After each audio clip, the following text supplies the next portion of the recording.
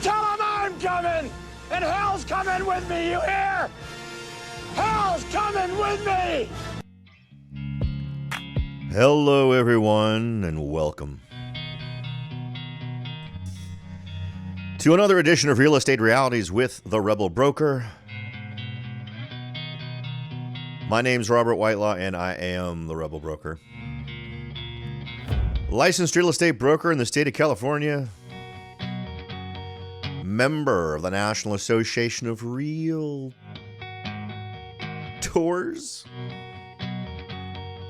But please, don't hold that against me.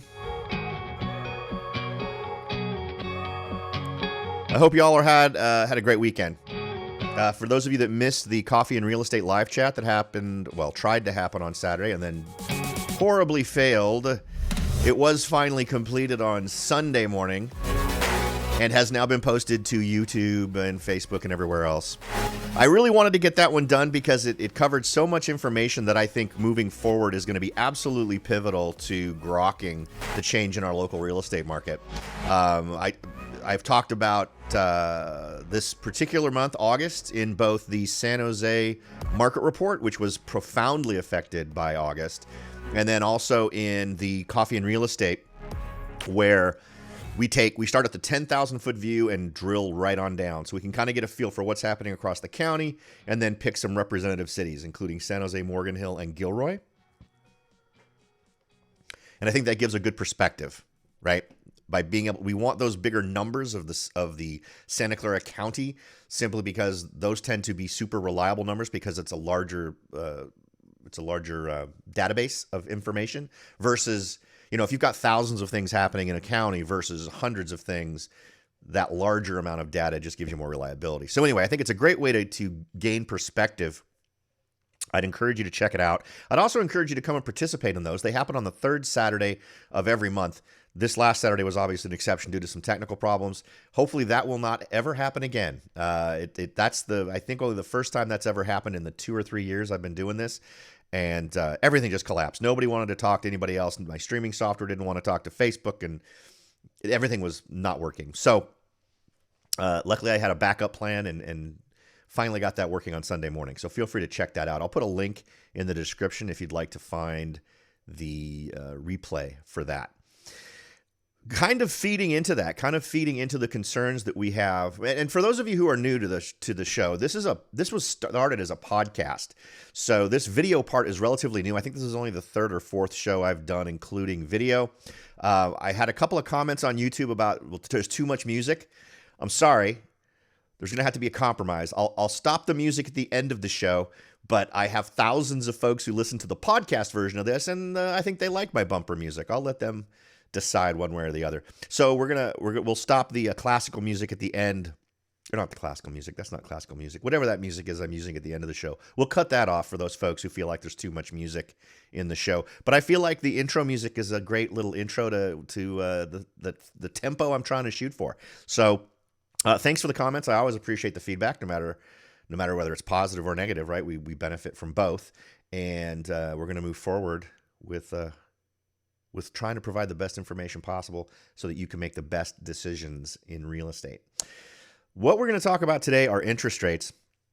There's a variety of ways to look at these. The reason why it's a big ticket item in terms of discussing things right now is this week, the Fed is going to meet and raise rates again. And it's not even a question of whether or not they're going to raise rates. It is simply a question of how much they're going to raise rates. And it's going to happen the 21st or 22nd, or was it the 20th or 21st? I'm not 100% sure. And I don't see the date here in this article. Well, I'm sure I shot some. I read so many articles this morning about this. But in the bottom line is interest rates are going to go up. And while we all know that the 10-year Treasury is actually what tends to influence mortgage rates more than the prime rate, obviously the other things react to the prime rate, including the 10-year Treasury. So, and also there's the psychology of it. We've talked about this before on the podcast, where regardless of whether or not there's a direct effect between prime rate and mortgage rates, the psychology of it is that rates do tend to go up, and in the past they then tended to go down, right?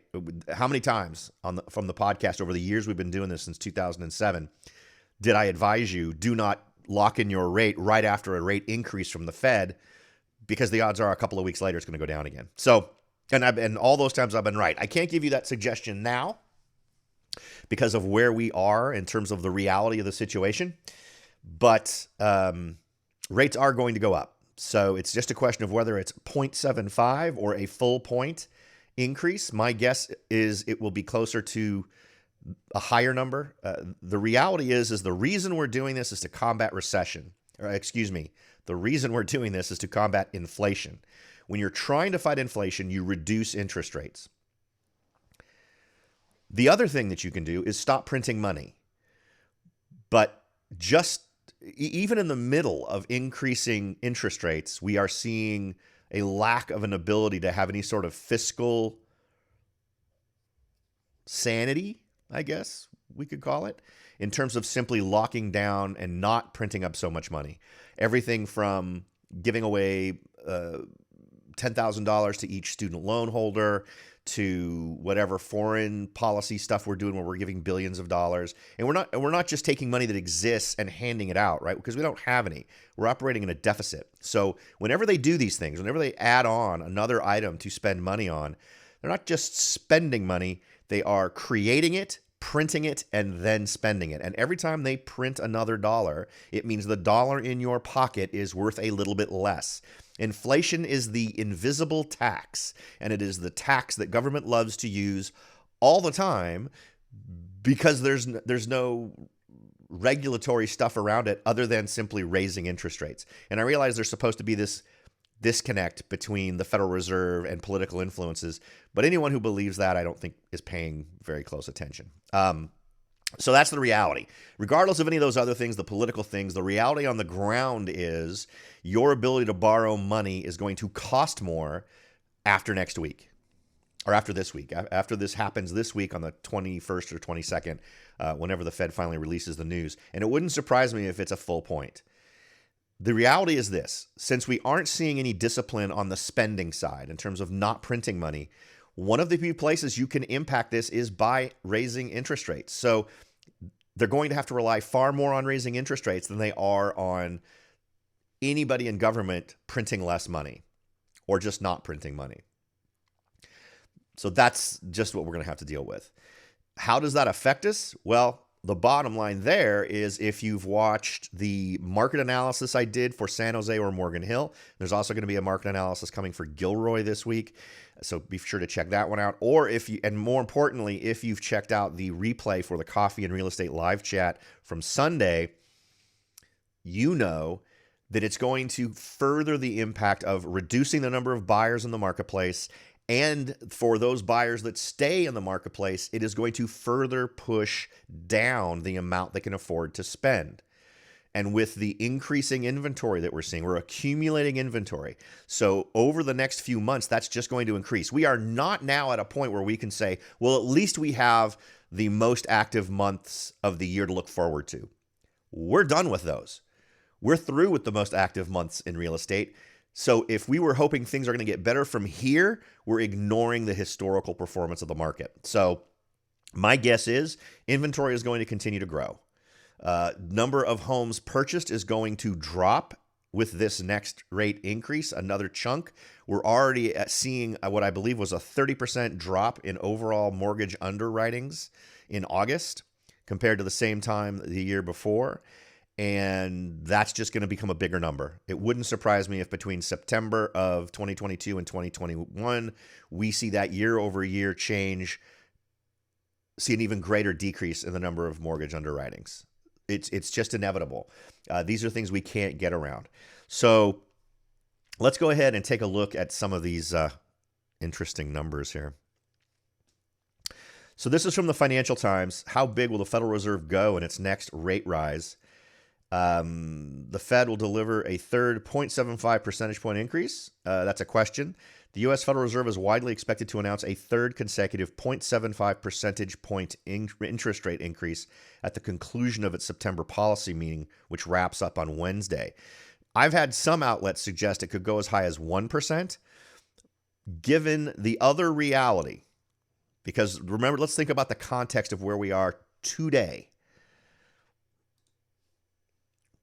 Dow Jones plunges amid news of inflation rates. So inflation rates jumped 8.3%, higher last month compared with August last year. The figure was down from an annual rate of 8.5 recorded in July and 9.1 in June. But we are seeing dramatic impacts of this on the stock market.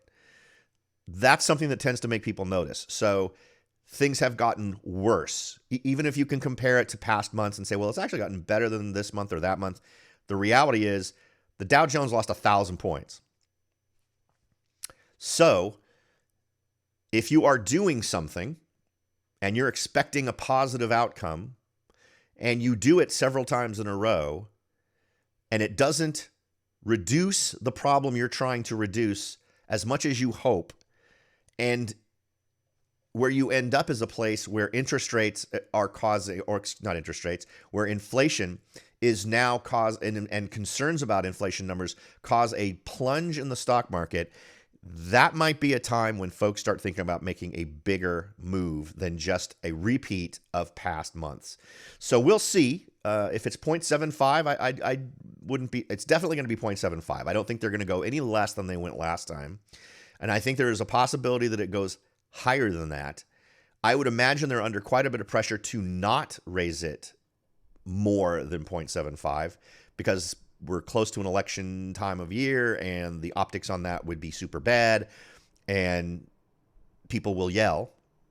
However, I think that that is an entirely reasonable expectation to have in terms of we're trying to solve a problem. The problem is not getting solved, and we need to do more because we are also facing recessionary influences. Many people say we're already in a recession. You can just call it as you see it. The bottom line is on this show, we've talked about companies planning on doing layoffs, planning to not backfill positions, planning to withdraw offers they've already extended. So it's happening now, right? You don't make an offer for someone to start in a year. You make an offer for someone to start either when school's over, I suppose is one thing, but that's usually, I know one of my sons got that kind of an offer, but he got that 4 months, 5 months before graduation. He didn't get it a year before he graduated. And the much more common offer is the one that's going to be exercised within the next 30 to 60 days. So my contention would be this is all happening now. And in order to start fighting a recession, you have to reduce interest rates. So we are caught in this catch-22 where we're in an inflationary situation that's also faced with recessionary things. And if we want to fix one, we have to do the opposite of what would fix the other thing. So right now, the closest problem they're dealing with is the inflation number, and that's increased interest rates. But the bad news is that doesn't positively affect the recessionary problems. So we'll see where this all goes. But my feeling is these two problems collide in 2023. We don't get control of inflation the way we want to get in control of inflation, and we're unable to then reduce interest rates to try to address recession, which in the long run prolongs a recession. So all in all, not great news. How does this affect us in the real estate world? Well, if you watch the Coffee and Real Estate live chat, I think there's an awful lot of great discussion that happens there about what's coming. Buyers, I think prices are about to come down. I think it would be a smart move for you to create searches in areas you're interested in. Investors do the same thing. Get a feel for what's happening in these marketplaces, and you will start to develop a comfort level with where prices are going and what's happening, how long homes are staying on the market, that sort of thing. If you're a seller, I think the smart move is if you were planning on selling in the next year or two, or maybe even 3, consider accelerating your plans and selling now. You can't resist what the market is, and all the things that we are seeing equal reduced buyers and increased inventory in the long term. And that is the only thing that resolves that is lowered prices. That's it. We'd have to see a pretty dramatic reduction in interest rates. My feeling is in order to really combat inflation, we all need to be comfortable with the possibility of interest rates being at 10%. I realize that's an insane statement, but as someone who has lived through times where interest rates were 10% or 14% or 15%, to fight this level of inflation, and given there's really not a lot of serious effort happening on the other side where you could fix this, there is the effort to buy back debt, but even that's not I think, happening at the level that it needs to. I think we're going to see this being prolonged and taking an awful long time. So, not great news this week. On the flip side, I hope you all had a fantastic weekend, and I hope that you're looking at a very calm and mellow week ahead. As always, the goal is to leave more value on the table in the form of information than I take up in your time. I hope we've accomplished that. If you'd like to reach out and talk to me, maybe offer some insights, there's some things you're thinking about what's going to happen with inflation or what's going to happen with interest rates, feel free to reach out to me. You can find me at soldbyrobert.com. Don't forget, you can also go to soldbyrobert.com to start your home search. The one we just talked about doesn't mean you have to buy anything. It just means you're going to do a search so that you can get a feel for different marketplaces, and I'm happy to work with you on that. Or at the website at soldbyrobert.com, you can also get a free instant online valuation of your home that I consider to be one of the more accurate ones. So feel free to check that out. It's a great way to get a home valuation without having to talk to a real estate agent. And I know that's a goal of an awful lot of people, including me. Thanks again for listening, everybody. I'll talk to y'all next time.